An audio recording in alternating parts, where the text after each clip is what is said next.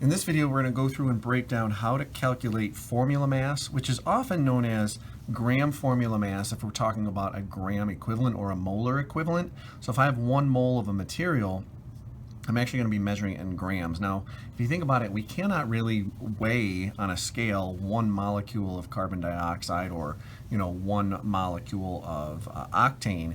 But if I were to have a whole mole of it, I could actually have a gram equivalent. That's something that I could have feasibly measured on a scale. And so what we're going to need our reference table for this, and of course you're going to need a calculator. And I've done some of the math ahead of time, so my math is, and my numbers are going to go a little bit faster. But I'll break down some of the things for you here. And with the periodic table, what you're going to need and what we're going to focus on are the numbers at the very top.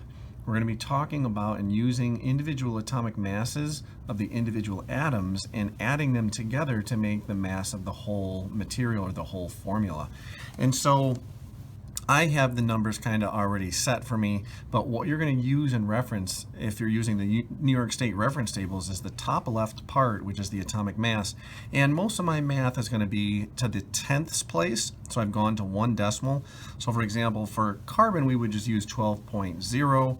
For oxygen, you could use either 16.0 if you round up, or if you could stay at 15.99, really, or 9 to you, it's up to you.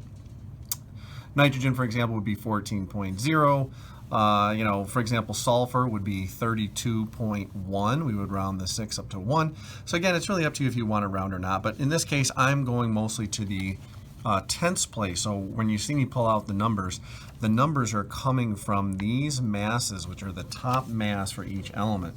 So we're going to go through, I have about 6 lined up here to go through to give you lots of examples that then you can apply the same process as you're going through and learning this skill. And so the first thing we need to do is take into account all of the atoms that are present. So for example, carbon dioxide, we have carbon and we have oxygen. The mass of carbon, of course, is 12.0. The mass of oxygen, we'll round it up, and I'll just use the 16.0 in this case to keep the math a little simple for this first example. There's only 1 carbon. Now remember, if there's no number after an element, that means 1. Other examples would have you believe that there is that number there present. So for example, the 2 means there's 2 oxygens. The number always goes after the element. So there's only 1 carbon, so that's a total of 12. But there's 2 oxygens, so that's a total of 32.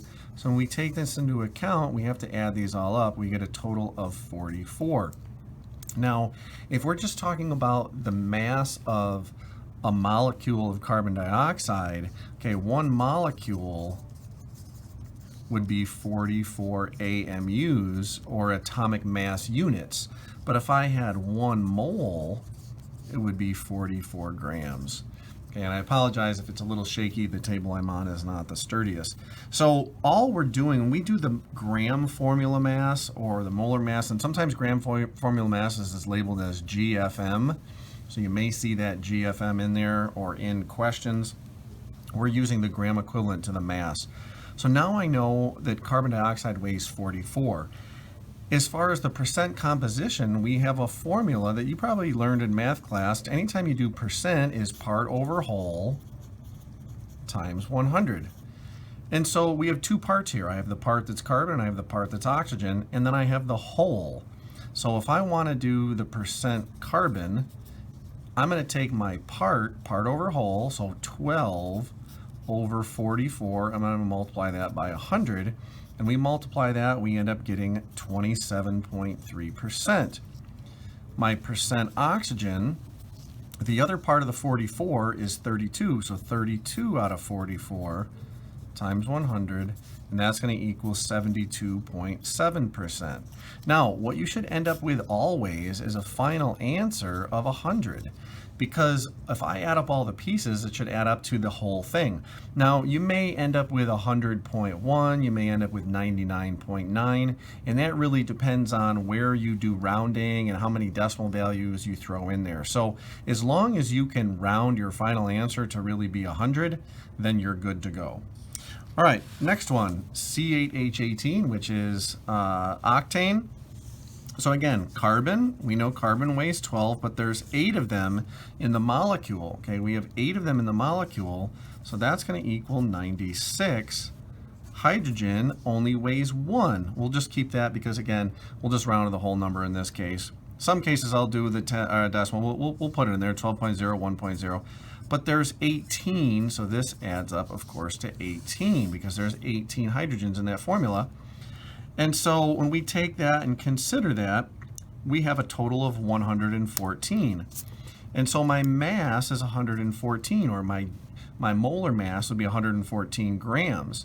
If I want to do percents, my percent carbon and my percent hydrogen, again, it's part over whole times 100. So my part for carbon is 96 out of the 114.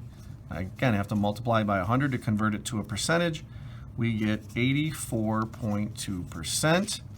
Hydrogen is going to be 18 out of 114 times 100, and that equals 15.8%. And again, when we add those up, we get 100.0. We want to make sure that our total value equals to 100. Okay, and again, you're seeing some of these other numbers I'm using just for my own reference.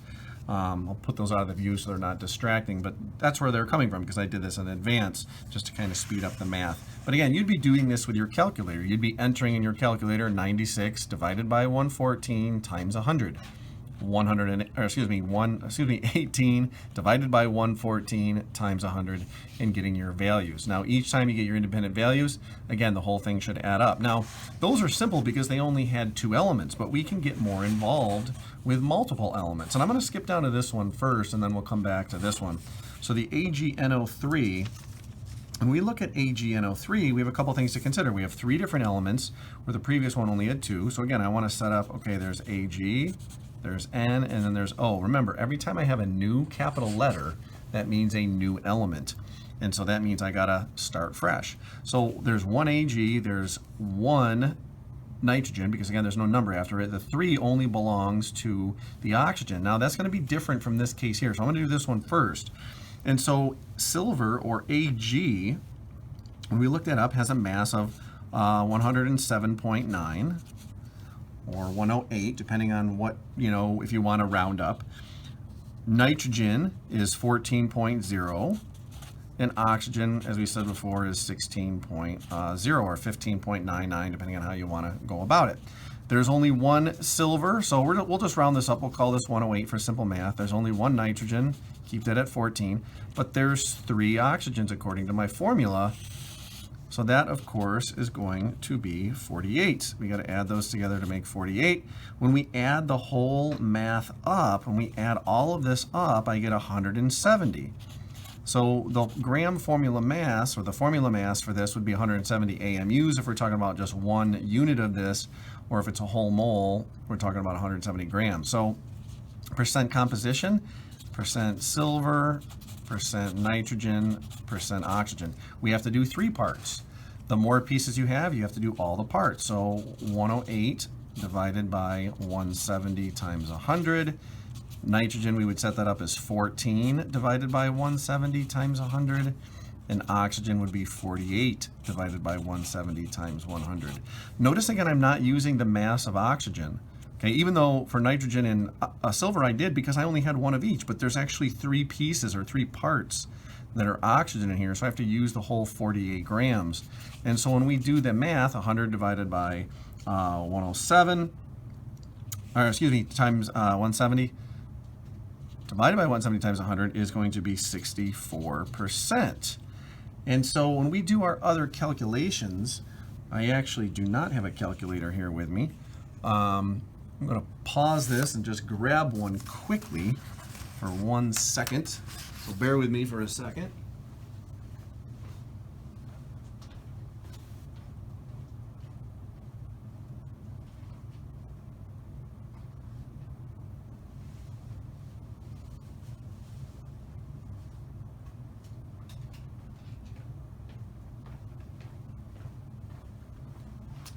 Okay, sorry about that. I thought I had that calculation already on the side. So again, we have 64%, which again, it should make sense because when we look at that number, that definitely looks more than half of the value. So when we go through and we're looking at our other value, so nitrogen, we have 14 divided by 170 times 100, and that's going to equal 8.3% or 8.2%, excuse me, 8.2%. And then if we go 48 divided by 170 times 100 equals 28.2%. And let's get a real percentage here. Let's go 108 divided by 170 times 100.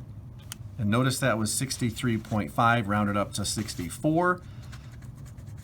I had just done a rough value on the other sheet, so 63.5%. So when we add these up, if we do 63.5 plus 8.2 plus 28.2, notice my answer is 99.9. So we get 99.9 because I also didn't have, and I also didn't add the other incremental values in the hundredths place for each of these. So in reality, that might have been 99.99, which could have rounded up. So like I said, if you're getting 99.9, you're probably on the right track and you're probably okay. All right. Again, I apologize for that delay, but we're back on track. And so when we take a look at zinc phosphate, notice there's a lot more, and we also have parentheses. So we need to be able to consider the fact that, like math, if you have a number, before parentheses, you have to, expand and extrapolate that and, share that with each thing. You're going to do the same thing with atoms and molecules. I'm going to multiply that by both pieces. So a PO4 is the unit. That's the phosphate ion, but I have two of them.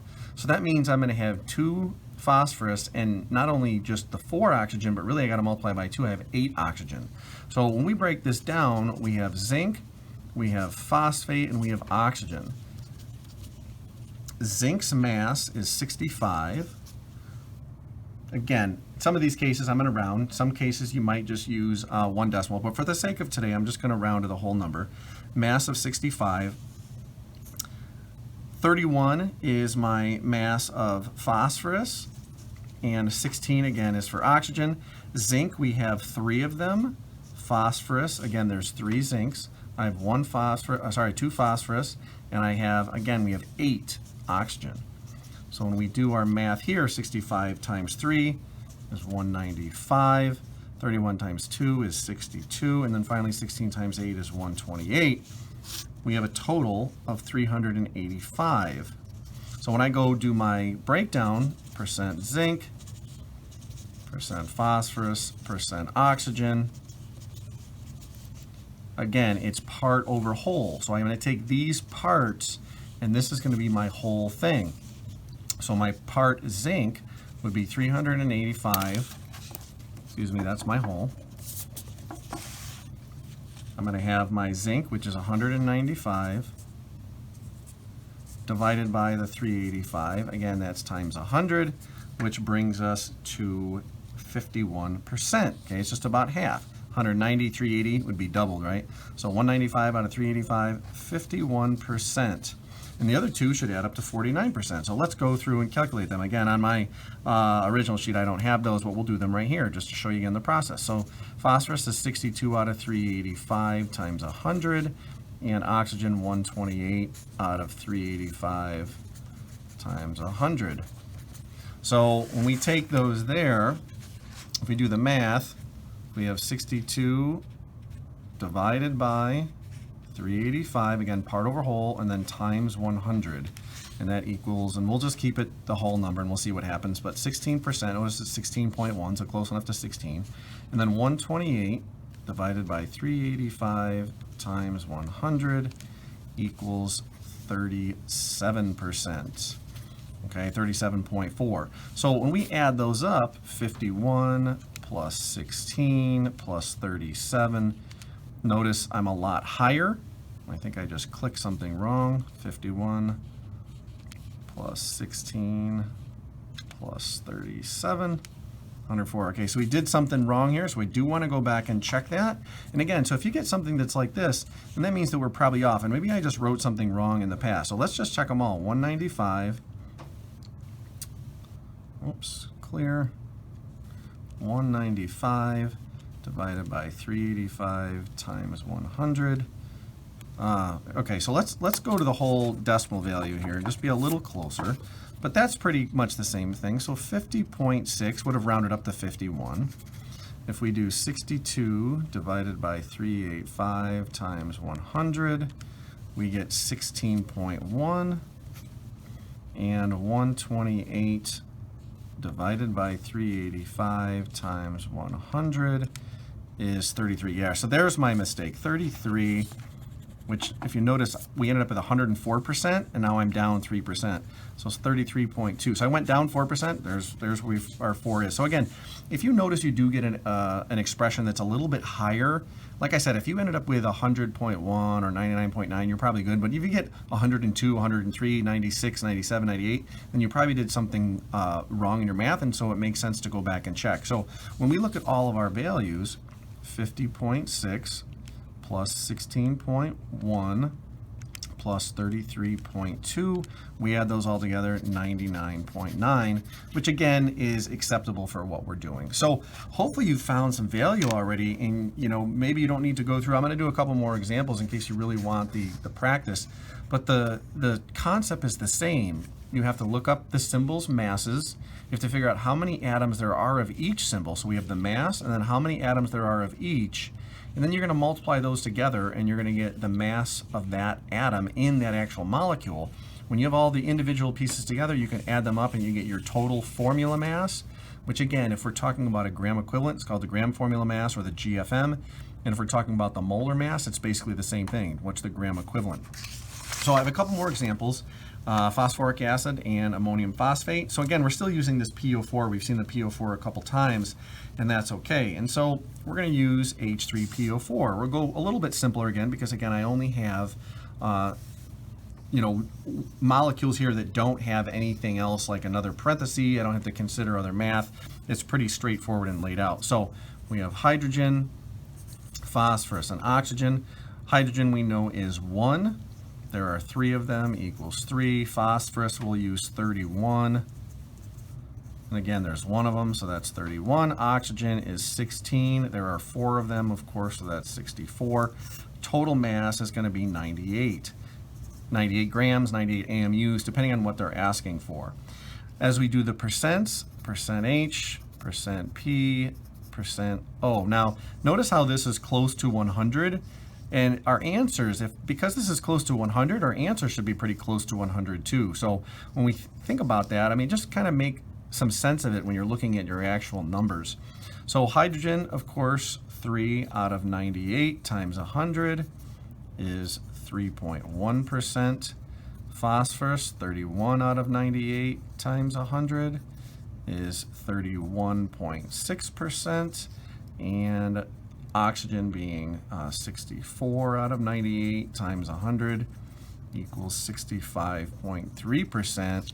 And again, when we add those all up, we end up with 100%. Finally, our last one here, again, as a reminder, I need to multiply each of these inside to take into account how many I actually have. So when we're going through, I have nitrogen, I have hydrogen, I have phosphorus, I have oxygen.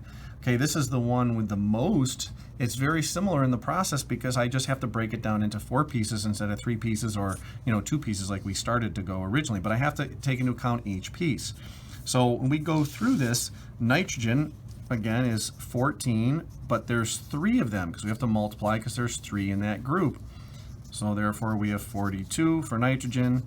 Hydrogen weighs 1, but we have 12 of them. That should be an equal sign there. Phosphorus is 31, but there is only 1, so that's still 31. And oxygen, of course, is 16. And there are 4, so again we have 64. My total mass, 149. So that's what we're going to be using for our whole, is 149. Pencil, graphite does not want to work today. So now in this case, percent, percent, percent, percent. You have to do it for each of the materials. So we have nitrogen, we have hydrogen, we have phosphorus, we have oxygen. Again, it's going to be 42, 12, 31, and 64, and these are all out of 149. And of course, don't forget to multiply by 100. If you don't multiply by 100, you're going to get a decimal value or some small value, and it's not going to work out. So nitrogen, 28.2, hydrogen, 8.1. These are percents. Phosphorus, 20.8%. And then finally, oxygen, 42.9%. Now, one of the things to consider when you're looking at your percentages should make sense. Okay, so if I have the smallest percentage, that should be the smallest number. So 12 is the smallest number of those available. The next highest number is 31, so that's the next highest percent, 28 or 20.8%. Next highest number is 42, 28.2% is the next highest, and then finally 42 is with the 64. So you should see some correlation as you go through this. So hopefully by now you have a great understanding and you're able to grasp how to calculate gram formula mass using the numbers again on your reference table. Again, these numbers are masses. I know in the beginning I might have mentioned going to the tenths place, but for the most part I just stuck to rounding them off. If you went to the tenths place, your work would still be the same. You would just have a couple more values and maybe decimals in your final answer. So if you have any questions, be sure to leave them below, and I look forward to seeing your success in math of chemistry.